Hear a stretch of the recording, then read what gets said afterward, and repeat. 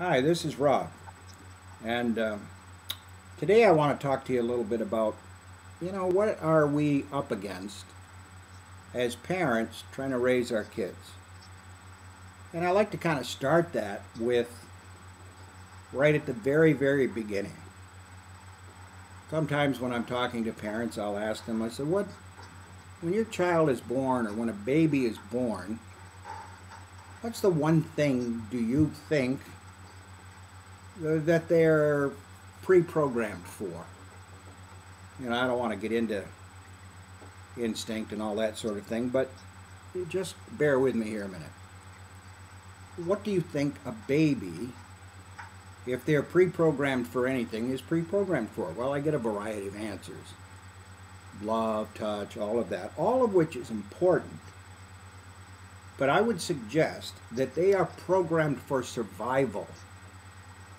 I mean, think about it. No claws, no fur, running at both ends. They really don't have much of a chance unless they can quickly get control of their environment. When you think about it, even in law enforcement, what's one of the first things that an officer is taught? Get control of the situation, minimize the variables, get yourself to a position where you're safe, where you will survive. So it occurred to me that this is true of babies. Control. There's recent research that would indicate that even when we're leaning over the crib, going gaga goo goo, making faces, and the kid smiles and we go, whoa, was that gas or did they really smile? That in fact, the child is manipulating us by the kind of expressions that they, I'm going to use the word choose, to put on their face. Oh boy, that's kind of an eye-opener if that research is so. So if a child comes to us programmed to survive through control, and they cry, and right away they get what they're looking for. They get attention and so forth. Well, that's really quite something, isn't it? Because that's what we're fighting. It's a child's desire for control. Now, I define parenting. The Rob Spear definition of parenting is the art of managing a child's desire for control to their acceptance of responsibility. I read years ago a book called Children of the Dream.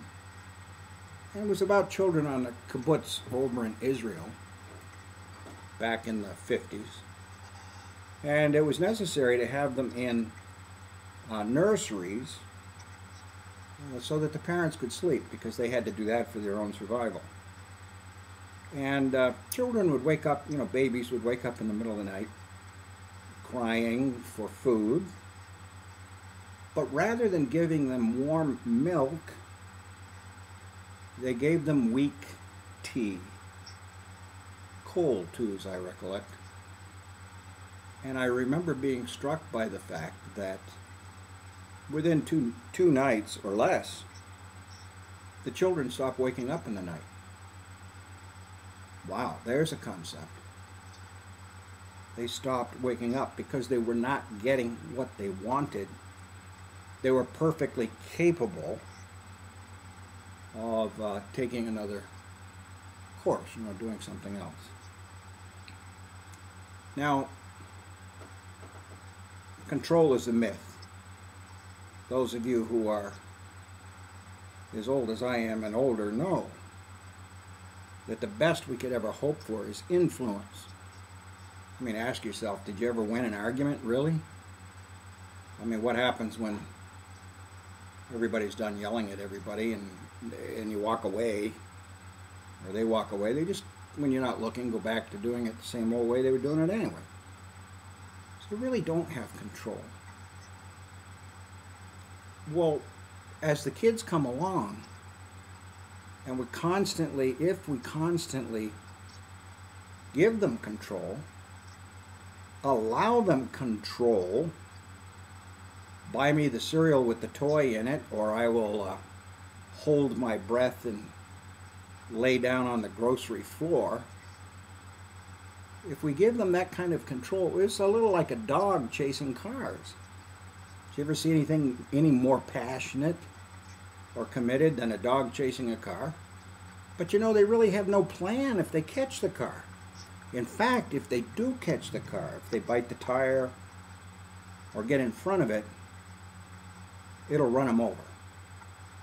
It'll hurt them. If we turn over control to our children, because they have no real experience, they're apt to get hurt. They're apt to get run over. They're apt to start running the household. And you know what? That will scare them and make matters worse. We'll explore this a little further in our next session. Thanks.